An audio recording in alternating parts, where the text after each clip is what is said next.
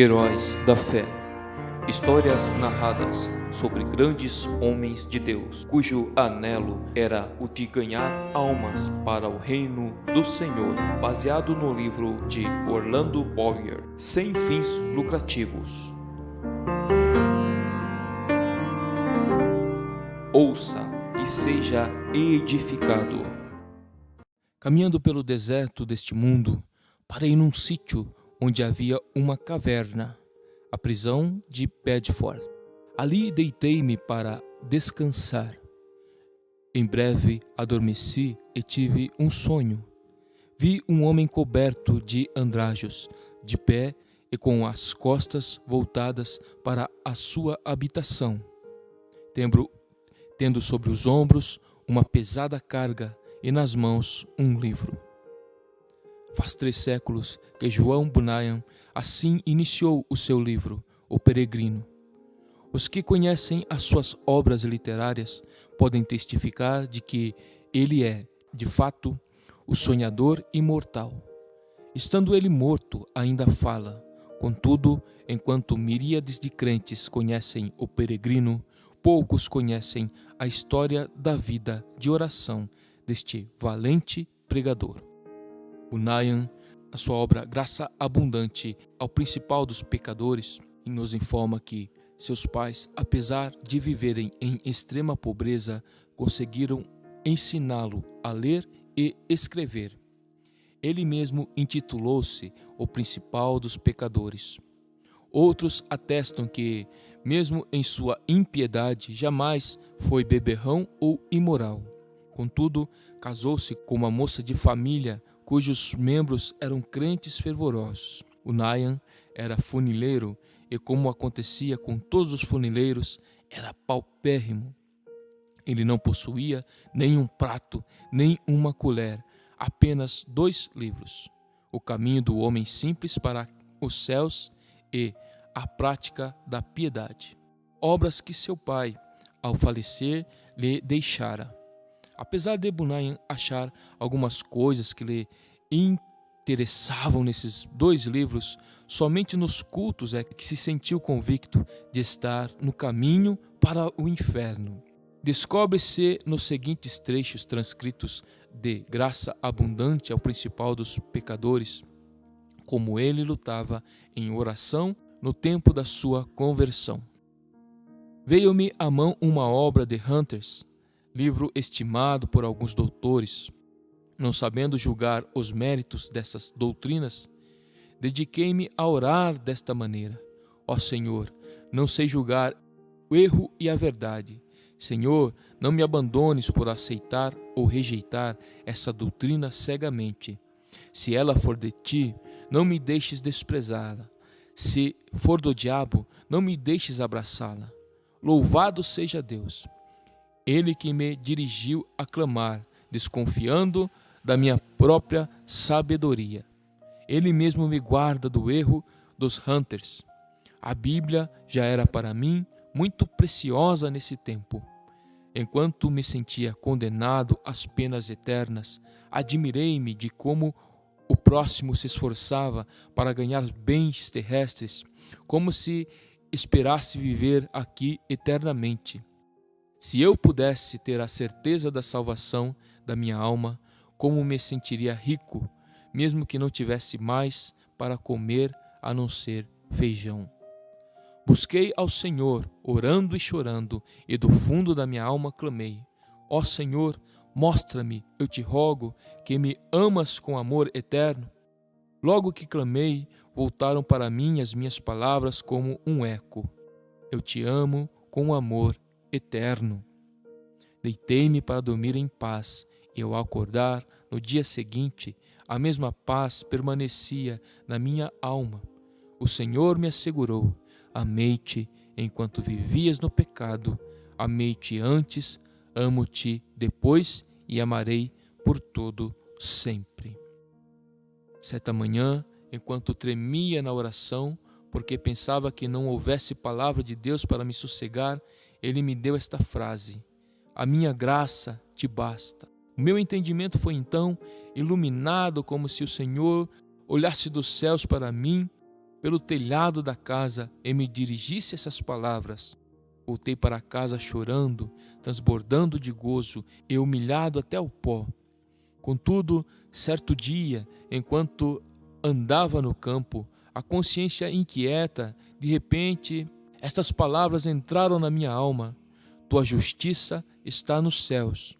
E parecia que, com os olhos da alma, via Jesus Cristo à destra de Deus, permanecendo ali como minha justiça. Vi, além disso, que não é o meu bom coração que torna a minha justiça melhor, nem que a prejudica, porque a minha justiça é o próprio Cristo, o mesmo ontem, hoje e para sempre. As cadeias então caíram-me das pernas, fiquei livre das angústias, as tentações perderam a força, o horror da severidade de Deus não mais me perturbava. E voltei para casa, regozijando-me na graça e no amor de Deus. Não achei na Bíblia a frase, tua justiça está nos céus, mas achei o qual para nós foi feito por Deus, sabedoria e justiça, e santificação e redenção. E vi que a outra frase era verdadeira. Enquanto eu assim meditava, o seguinte trecho das Escrituras penetrou no meu espírito com poder, não pelas obras da justiça que houvéssemos feito, mas segundo a sua misericórdia nos salvou. Assim fui levantado para as alturas e me achei nos braços da graça e misericórdia. Antes temia a morte, mas depois clamei: quero morrer. A morte tornou-se para mim uma coisa desejável. Não se vive verdadeiramente antes de passar para a outra vida. Eu pensava, esta vida é apenas um sonho em comparação à outra. Foi nessa ocasião que as palavras herdeiro de Deus se tornaram tão cheias de sentido que eu não tenho como explicá-las aqui neste mundo. Herdeiros de Deus. O próprio Deus é a porção dos santos. Isso vi e disso me admirei. Contudo, não posso contar o que vi. Cristo era um Cristo precioso na minha alma. Era o meu gozo, a paz e o triunfo por Cristo eram tão grandes que tive dificuldade em conter-me e ficar deitado. Bunyan, ainda que lutando para sair da escravidão, do vício do pecado, não fechava a alma aos perdidos que ignoravam os horrores do inferno. Acerca disso, ele escreveu: percebi pelas Escrituras que o Espírito Santo não quer que os homens enterrem os seus talentos e dons, mas antes que despertem esses dons. Dou graças a Deus por me haver concedido uma medida de entranhas e compaixão pela alma do próximo, e me enviou a esforçar-me grandemente para falar uma palavra que Deus pudesse usar para apoderar-se da consciência e despertá-la. Nisso, o bom Senhor respondeu ao apelo do seu servo, e o povo começou a mostrar-se comovido e angustiado de espírito ao perceber o horror do seu pecado e a necessidade de aceitar a Jesus Cristo. De coração, clamei a Deus com grande insistência que ele tomasse a palavra eficaz, a salvação da alma. De fato, disse repetidamente ao Senhor que, se o meu enforcamento perante os olhos dos ouvintes servisse para despertá-los e confirmá-los na verdade, eu o aceitaria alegremente. O maior anelo em cumprir meu ministério era o de entrar nos lugares mais escuros do país. Na pregação, realmente sentia dores de parto para que nascessem filhos para Deus. Sem fruto, não ligava importância a qualquer louvor aos meus esforços. Com fruto, não me importava com qualquer oposição. Os obstáculos que Bunyan tinha de encarar eram muitos e variados. Satanás, vendo-se grandemente prejudicado pela obra desse servo de Deus, começou a levantar barreiras de todas as formas. Bunyan resistia fielmente a todas as tentações de vangloriar-se sobre o fruto do seu ministério e cair na condenação do diabo. Quando certa vez um dos ouvintes lhe disse que pregara um bom sermão, ele respondeu: não precisa dizer-me isso. O diabo já cochichou a mesma coisa no meu ouvido antes de sair da tribuna. Então, o inimigo das almas suscitou calúnias e boatos em todo o país, a fim de induzi-lo a abandonar seu ministério. Chamavam-no de feiticeiro, jesuíta, cangaceiro, afirmavam que vivia amancebado, que tinha 2 esposas e que os seus filhos eram ilegítimos. Quando o maligno falhou em todos esses planos de desviar Bunyan do seu ministério glorioso, seus opositores denunciaram-no por não observar os regulamentos dos cultos da igreja oficial. As autoridades civis o sentenciaram à prisão perpétua, recusando terminantemente a revogação da sentença. Apesar de todos os esforços de seus amigos e dos rogos de sua esposa, tinha de ficar preso até se comprometer a não mais pregar. Acerca da sua prisão, ele diz: nunca tinha sentido a presença de Deus ao meu lado em todas as ocasiões, como depois de ser encerrado, fortalecendo-me tão ternamente com esta ou aquela escritura, até me fazer desejar, se fosse lícito, maiores provações para receber maiores consolações. Antes de ser preso, eu previ o que aconteceria, e 2 coisas ardiam no meu coração acerca de como poderia encarar a morte, se chegasse a tal ponto. Fui dirigido a orar, pedindo a Deus que me fortalecesse com toda a força, segundo o poder da sua glória, em toda a fortaleza e longanimidade, dando com alegria graças ao Pai. Quase nunca orei durante o ano que precedeu minha prisão, sem que essa escritura me entrasse na mente e eu compreendesse que, para sofrer com toda a paciência, devia ter toda a fortaleza, especialmente para sofrer com alegria. A segunda consideração foi na passagem que diz: mas nós temos tido dentro de nós mesmos a sentença de morte, para que não confiássemos em nós mesmos, porém em Deus, que ressuscita os mortos. Cheguei a ver por essa escritura que, se eu chegasse ao ponto de sofrer como devia, primeiramente tinha de sentenciar à morte todas as coisas que pertencem à nossa vida, considerando-me a mim mesmo, minha esposa, meus filhos, a saúde, os prazeres, tudo, enfim, como mortos para comigo e eu morto para com eles. Resolvi, como Paulo disse, não olhar para as coisas que se veem, mas sim para as que se não veem, porque as coisas que se veem são temporais, mas as coisas que se não veem são eternas. E compreendi que, se eu fosse prevenido apenas de ser preso, poderia de improviso ser chamado também para ser açoitado ou amarrado ao pelourinho. Ainda que esperasse apenas esses castigos, não suportaria o castigo do desterro. Mas a melhor maneira para passar os sofrimentos seria confiar em Deus, quanto ao mundo vindouro. Quanto a este mundo, devia considerar o sepulcro como minha morada, estender o meu leito nas trevas e dizer à corrupção: Tu és minha morada, Tu és meu Pai, e aos vermes: Vós sois minha mãe e minha irmã, como diz em Jó 17, 13 e 14. Contudo, apesar desse auxílio, senti-me um homem cercado de fraquezas.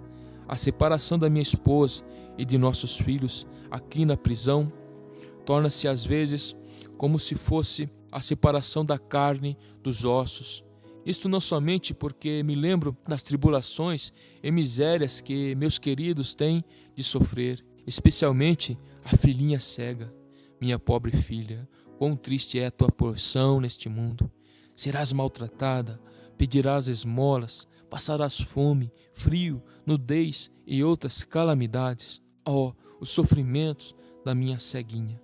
Quebrar-me-iam o coração aos pedaços. Eu meditava muito, também sobre o horror ao inferno dos que temiam a cruz, a ponto de se recusarem a glorificar a Cristo.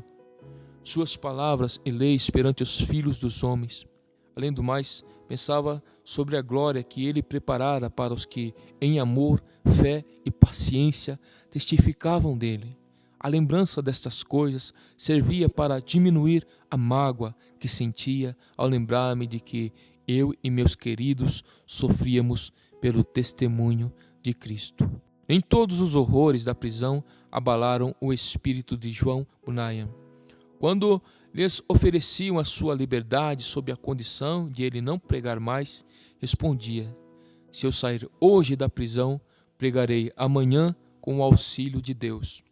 Mas se alguém pensar que, afinal de contas, João Bunyan era apenas um fanático, deve ler e meditar sobre as obras que nos deixou. Passou mais de 12 anos encarcerado. É fácil dizer que foram 12 longos anos, mas é difícil conceber o que isso significa. Passou mais da quinta parte de sua vida na prisão, na idade de maior energia. Foi um quacre chamado Whitehead que conseguiu a sua libertação. Depois de liberto, pregou em Bedford, Londres e muitas outras cidades. Era tão popular que foi alcunhado de Bispo Bunyan. Continuou o seu ministério fielmente até a idade de 60 anos, quando foi atacado de febre e faleceu. O seu túmulo é visitado por dezenas de milhares de pessoas. O orador, o escritor, o pregador, o professor da escola dominical e pai de família, cada um conforme o seu ofício, podem lucrar grandemente com um estudo do estilo e méritos de seus escritos. Apesar de ele ter sido apenas um humilde funileiro sem instrução, mas como se pode explicar o maravilhoso sucesso de Bunyan? Como pode um iletrado pregar como ele pregava e escrever num estilo capaz de interessar à criança e ao adulto, ao pobre e ao rico, ao douto e ao indouto? A única explicação do seu êxito é que ele era um homem em constante comunhão com Deus.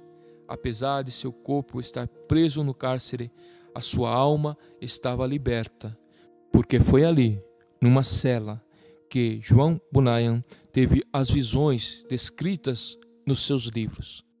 Visões muito mais reais do que os seus perseguidores e as paredes que o cercavam. Depois de desaparecerem os perseguidores da terra e as paredes virarem pó, o que Bunyan escreveu continua a iluminar e alegrar todas as terras e gerações. O que vamos citar mostra como Bunyan lutava com Deus em oração. Há na oração o ato de desvelar a própria pessoa, de abrir o coração perante Deus, de derramar afetuosamente a alma em pedidos, suspiros e gemidos. Senhor, disse Davi, diante de ti está todo o meu desejo, e o meu gemido não te é oculto. Salmo 38, verso 9. E outra vez, a minha alma tem sede de Deus, do Deus vivo. Quando entrarei e me apresentarei ante a face de Deus? Quando me lembro disto, dentro de mim derramo a minha alma. Salmo 42, versos 2 até o 4. Derramo a minha alma. É um terreno demonstrativo de que em oração sai a própria vida e toda a força para Deus. Em outra ocasião, escreveu: as melhores orações consistem, às vezes, mais em gemidos do que em palavras, e estas palavras não são mais que a mera representação do coração, vida e espírito de tais orações. Como ele insistia e importunava em oração, a Deus fica claro no trecho seguinte: eu te digo, continua a bater, chorar, gemer e prantear. Se ele não se levantar para te dar porque és teu amigo, ao menos por causa da tua importunação, levantar-se-á para dar-te tudo o que precisares. Sem contestação, o grande fenômeno da vida de João Bunyan consistia no seu conhecimento íntimo das Escrituras, as quais amava, e na perseverança em oração ao Deus que adorava. Se alguém duvidar de que Bunyan seguia a vontade de Deus nos 12 longos anos que passou na prisão de Bedford, deve lembrar-se de que esse servo de Cristo, ao escrever O Peregrino, atrás das grades, pregou um sermão que já dura quase 3 séculos e que hoje é lido em 140 línguas e é o livro de maior circulação depois da Bíblia. Sem tal dedicação, não seria possível conseguir o incalculável fruto eterno desse sermão pregado por um funileiro cheio da graça de Deus.